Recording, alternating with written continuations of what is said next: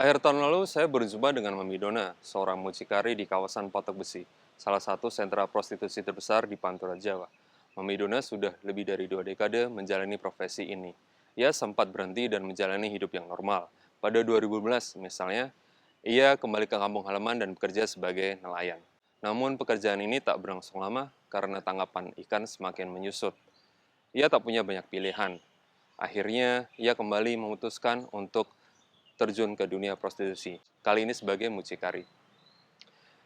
Nasib serupa tidak hanya dialami oleh Mami Dona. Yuli misalnya, setelah lulus SMA, ia terpaksa menikah dengan seseorang yang mungkin tidak dicintainya. Ia tak punya pilihan lain karena kondisi keluarganya membuatnya harus mengambil keputusan itu.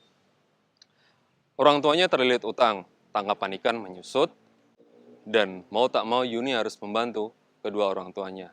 Ada tawaran pernikahan dari seorang saudagar yang cukup kaya raya melamar Yuni. Pernikahan ini tak berlangsung lama. 2 tahun mereka menikah dan berakhir dengan tak baik. Yuli harus mengalami kekerasan, Yuli harus disiksa, Yuli harus dipukul. Setelah cerai, Yuli berusaha menata kembali hidupnya. Namun lagi-lagi pilihannya tak banyak. Ia kemudian ditawari pekerjaan oleh salah satu temannya. Menjadi apa? Seorang prostitusi di kawasan Patok Besi. Dari Pantura, kita bisa bergeser ke Nusa Tenggara Timur. Marian Sekabu bercerita kepada saya bahwa ia terpaksa ke Malaysia karena kondisi di kampung halamannya tak memungkinkan untuk bertahan hidup. Sawah kering, lahan tandus, dan pendapatan pun tidak bisa diandalkan. Ia kemudian ke Malaysia dengan harapan bisa membangun kembali mimpi-mimpinya, mimpi keluarganya, mimpi anaknya. Setibanya di Kuala Lumpur, harapannya ternyata tak terwujud.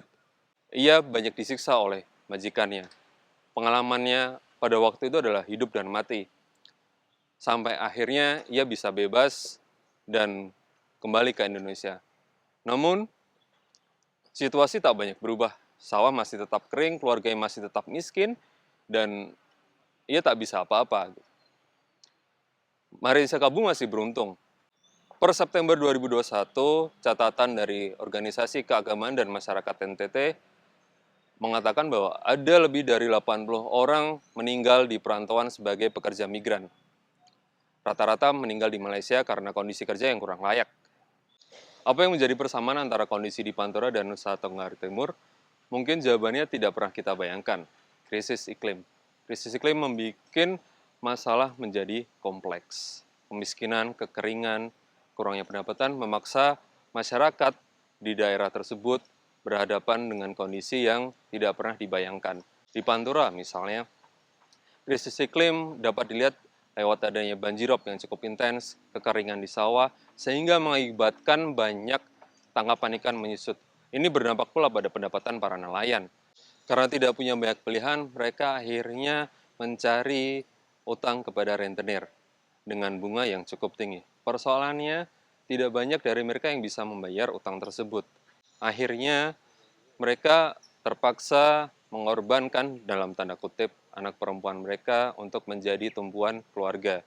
Banyak dari mereka yang kemudian dinikahkan dengan terpaksa demi menutup utang. Karena tak punya banyak pilihan setelah menikah atau setelah cerai, mereka akhirnya bekerja sebagai pekerja seks. Alasannya sederhana, karena profesi ini yang lebih cepat mendatangkan uang daripada profesi yang lain. Sementara di NTT, krisis iklim membuat kekeringan berlangsung dalam kondisi yang cukup ekstrim. Berdasarkan data dari BMKG, rata-rata kekeringan bisa mencapai 5-7 bulan berturut.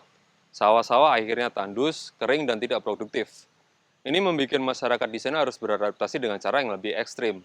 Banyak dari mereka kemudian memutuskan bekerja keluar negeri sebagai pekerja migran. Persoalannya, mereka masuk dalam jalur yang ilegal.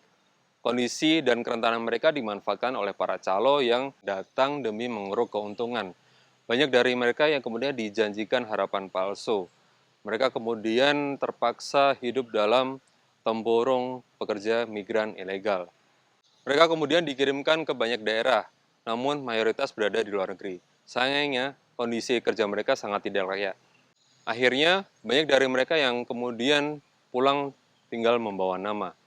Dari sini kita bisa mengetahui bahwa krisis iklim bukan persoalan lagi tentang kenaikan air laut, mencairnya gletser, ataupun hal-hal lain yang sifatnya makro. Krisis iklim bisa menyentuh hal-hal yang mungkin tidak pernah kita bayangkan sebelumnya. Di Pantura, di Nusa Tenggara Timur, krisis iklim telah mengubah banyak sekali aspek kehidupan sosial masyarakat di sana. Mereka termasuk kelompok rentan, dan krisis iklim semakin membuat posisi mereka semakin rentan.